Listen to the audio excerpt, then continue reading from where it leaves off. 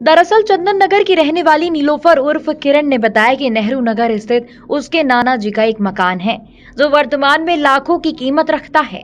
करीब 15 वर्ष पूर्व से कुछ लोगों ने मकान पर अवैध कब्जा कर रखा है, जिसके खिलाफ नीलोफर उर्फ किरण लगातार कानूनी लड़ाई लड़ रही है। नीलोफर के अनुसार जहां सत्र न्यायालय के आदेश के बाद उक्त मकान का नामांतरण होना है, जिसको लेकर वह हाउसिंग बोर्ड कार्यालय से लगातार चक्कर काट रही है। संबंधित अधिकारी पर आरोप लगाते हुए कहा कि उसकी सुनवाई यहां नहीं हो रही है। नीलोफर ने कहा कि यदि उसके मामले में त्वरित कार्रवाई नहीं हुई तो वह हाउसिंग बोर्ड कार्यालय के सामने अपनी जान दे देगी। सर मेरे को बोला था कि 15 तारीख की मीटिंग है, मैंने 15 को फ़ोन लगाया, फिर इन्होंने बोला 17 तारीख की मीटिंग है, फिर सुबह मुझे 10 बजे फ़ोन आया कि आपकी 3 बजे मीटिंग है।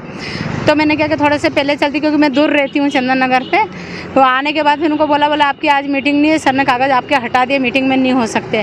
बोले आपके वो क्या बोलते किसी ने लेटर दिया है कि इनकी मीटिंग नहीं हुई है। किसने लेटर दिया था? वो वही कैलाश ठाकुर जो बेईमान है, जिसकी अपराधी है, जिसकी वजह से मैं केस जीत के यहाँ हुआ। मामला क्या है? कौन सा नामांतरण? मकान का कब्जा कर रखा था कैलाश ठाकुर ने।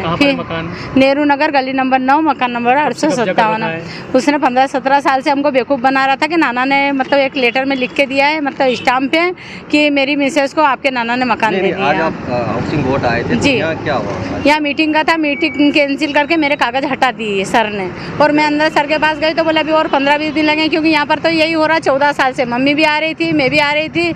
उसके बाद मीटिंगों में बुला लेते, फिर उनके पास खर्चा पानी हो जाता, पेमेंट मिल जाता उनको, फिर हमारे कागज हटा लेते। ये हमारी मैंने 13,002 रुपये फीस भरने का बोला, वो भी भरे। 20-25 हज़ार रुपये कुछ मांगे, वो भी मैंने भरे। उसके बाद फिर मेरा पेपर में आया कि कभी कोई आपत्ति लगाना चाह रहे हो तो 15 दिन की आपत्ति थी।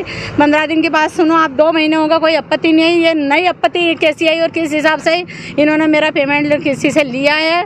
उसके बाद पेमेंट लेने के बाद है ना, इन्होंने मुझे आज अलग हटा दिया है।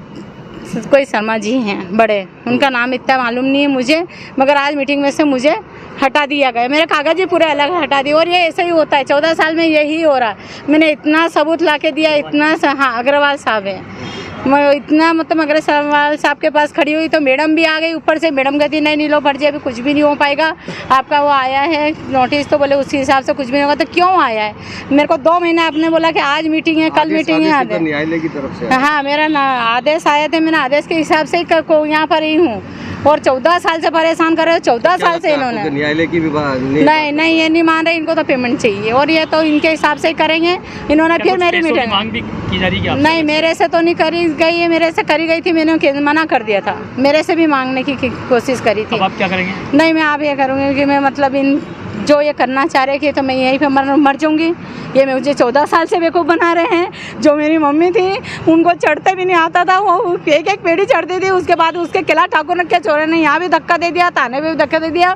उसके बाद मैंने रजिस्टर वसीयत बता रही उनको, सब कर रही हूँ। उसके बाद भी ये नहीं कुछ कर रहे हैं। इनके पास पेमेंट मिल जाता है, ये मेरी बस हमेशा फाइल अलग कर देते। आपका तो इनका ही लिखा हुआ है ना, इनका लिखा हुआ है ना, मेरा लिखा हुआ थोड़ी है क्या। और अजीत रघुवंशी के अंडर में ही मकान है हमारा।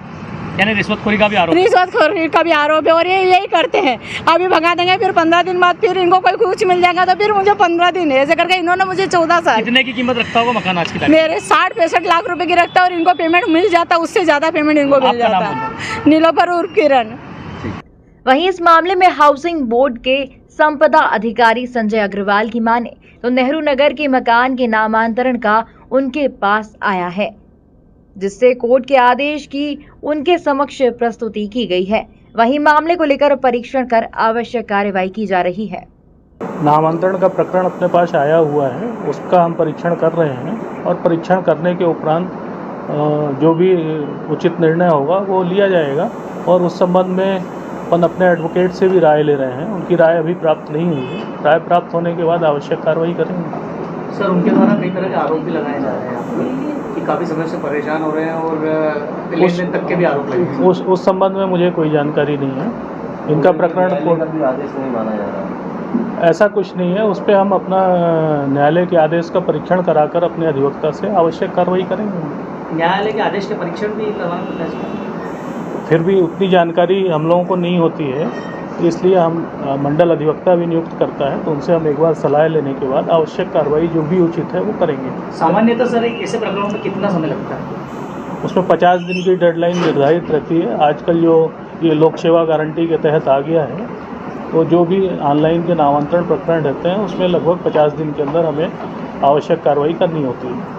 सर ये कितने टाइम से अपने यहाँ पे जो काम वगैरह जमा करा था? इनने बहुत पहले से इनका प्रकरण चल रहा है, न्यायालय में भी प्रकरण चल रहा है। अभी उनने न्यायालय के आदेश अपने यहाँ प्रस्तुत किए हैं, उसको परीक्षण कर आवश्यक कार्रवाई की जा रही है।